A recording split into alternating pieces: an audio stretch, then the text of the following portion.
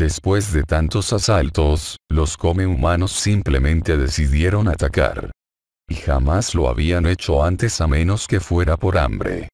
No se sintieron amenazados por la gente del bosque hasta la llegada de Esteban y creyendo que su fin estaba cerca, sin planear nada, en su forma humana porque así eran más rápidos, se enfilaron hacia el bosque, siguiendo el olor de aquellos que se escondían tras sus árboles. Lo que no sabían era que en el árbol más alto junto a la muralla había un guardia que vigilaba cada uno de sus movimientos, y se los comunicó a los demás, mediante una tenue luz, que solo podía verse, si se sabía el punto exacto donde mirar.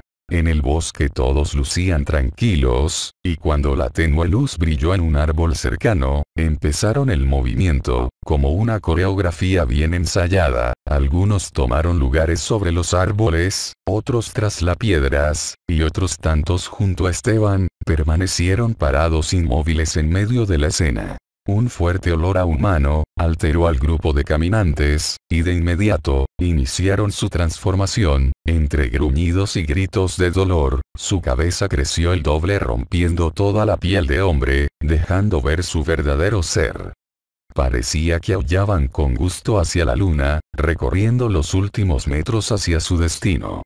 Sus pesados movimientos, junto a sus gestos amenazadores no parecían atemorizar a las 8 personas que rodeaban a Esteban, y cuando a punto estaban de llegar hasta ellas, la gran mayoría de criaturas, cayó en una fosa bajo sus pies, el truco más viejo del mundo. Pero los come-humanos no parecían ser muy hábiles en las artes de la guerra o en su forma monstruosa se volvían solamente máquinas de matar a las cuales les costaba trabajo pensar. Sea como fuere, terminaron siendo masacrados en aquel agujero, les llovían flechas y lanzas de varios picos, y en cada ronda, indudablemente al menos un par caía. Por un momento se podría dudar, ¿quiénes eran verdaderamente los monstruos? Pues era aquello una carnicería, la sangre de las bestias salpicaban sobre las personas que reían gustosas al estarlos torturando. Y se ponían aún más felices, cuando el resto de los compañeros arrojaba al agujero algunas criaturas más envueltas en redes, a las cuales no les permitieron escapar. Solo un par de engendros, recobraron forma humana y corrieron a través del bosque, esperando llegar a su guarida. Primera vez, que el cazador, era cazado cuando se vieron acorralados, usaron una habilidad que no se les conocía, olieron en sus captores el parentesco, con alguno de sus bocadillos, pues si algo tenía esas criaturas, era que no olvidaban la sangre que habían probado, aunque corriera por otras venas.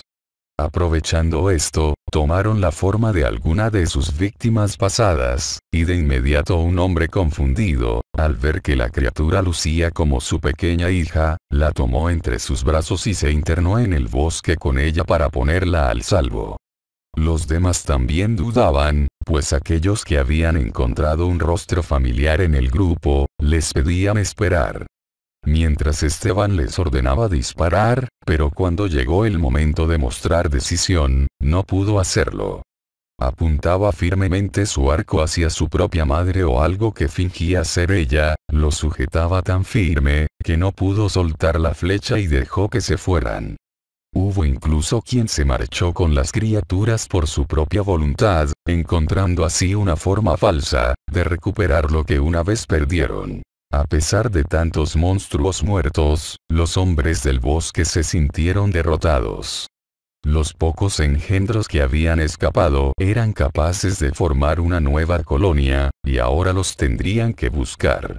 Tal vez en el momento de encontrarlos, conociendo ya sus trucos y sabiendo más de ellos, estarían en condiciones de acabarlos pase lo que pase. A final de cuentas, Esteban era aún muy pequeño y tenía mucho que vivir, aprenderían juntos, y cuando él se convirtiera realmente en un hombre del bosque, estarían ahí para ser dirigidos, en contra de aquellas criaturas y muchas otras, que se cruzaran por su camino.